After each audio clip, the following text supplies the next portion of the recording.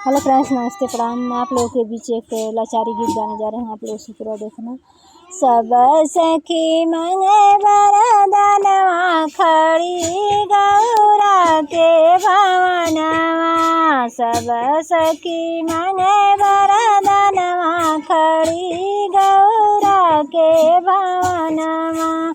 राजा दशरथ जैसन ससुर जे मांग, रघुवर जैसन सजनवा, खड़ी गौरा के भवनवा।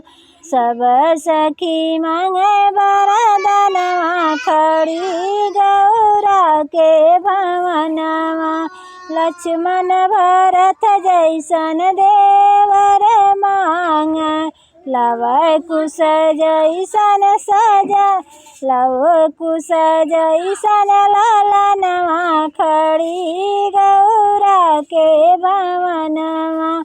सब सखी मांगे वरदानवा, खड़ी गौरा के भवनवा। जब सखी लवटी अपने भवन के, अपने भवन के, अपने भवन के, मांगैनी अमर सिंदूरवा, खड़ी गौरा के भवनवा। सब सखी मांगे वरदानवा, खड़ी गौरा के भवनवा। सब सखी मांगे वरदानवा, खड़ी गौरा के भवनवा।